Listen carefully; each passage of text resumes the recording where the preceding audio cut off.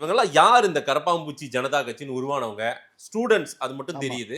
மற்றவர்கள் யாரா இருக்கக்கூடும் உங்க இல்ல, பார்வையில? அதாவது சாதாரணமா ஒரு ஆரம்பிக்கப்பட்ட இயக்கம் தான். மே 15, 2026ல சூரியகாந்த் சீஃப் ஜஸ்டிஸ் வந்து அவர் வந்து ஒரு ஜட்ஜ்மெண்ட் ஒரு கேஸ் ஹியரிங்ல பேசும்போது, ஒரு எக்ஸாம்பிளுக்கு வந்து இந்த அன்எம்ப்ளாய்டு யூத்ஸ வந்து தப்பா தப்பா இல்ல.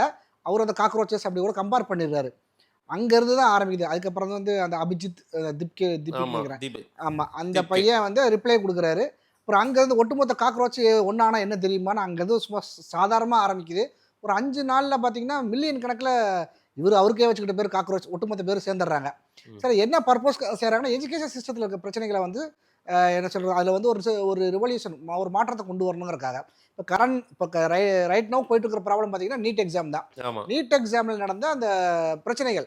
அதாவது நீட் எக்ஸாம் வந்து ஆரம்பத்துல வந்து அவங்க வேண்டான்னு சொல்லவே இல்ல. அதுல என்ன பிரச்சனைகள் இருக்கு? அது ஒழுங்கா முறைப்படி நடத்தப்பட வேண்டும்ங்கிறது அவங்களோட எண்ணம். ஏன்னா, அதத்தான் அண்ணாமலை அவர்களும் சொல்லியிருந்தாங்க. 5 தடவ நடந்தது. அதுல 3 தடவ வந்து 5க்கு 3 தடவ பேப்பர் லீக் ஆயிருக்கு. அதாவது நீங்க ஒரு எக்ஸாம்பிள் ஒரு கிரிக்கெட் மேட்ச் நடந்தாலும் 5 ஒரு டெஸ்ட் சீரிஸ் நடக்குது 2 கண்ட்ரி நடந்தா 5க்கு 3 போச்சு அப்படின்னா, அந்த நம்ம லாஸ் ஆன மாரி தான். ஸோ அதே மாரி நீங்க 5க்கு 3 தடவ நீங்க லாஸ் ஆயிருக்குன்னா, அப்ப எங்க தப்பு நடந்திருக்குது? இதே தவறுகள் மறுபடியும் நடந்தா 20,00,000 மாணவர்கள் எழுதுறாங்க. அப்ப 20,00,000 மாணவர்களோட வாழ்க்கை வந்து பாதிக்கப்படும். அதாவது ஒரு 18 இயர்ஸ் இருக்கிற குழந்தைகளுக்கு வந்து பெருசா வந்து ஒரு எப்படி சொல்றதுன்னா, ஒரு மெச்சூரிட்டி இருக்காது. எக்ஸாம் வந்து கேன்சல் ஆகுனா ஒரு ஒரு டிப்ரஷன் ஸ்டேஜ், பிரஷர் அதிகமா இருக்கும்.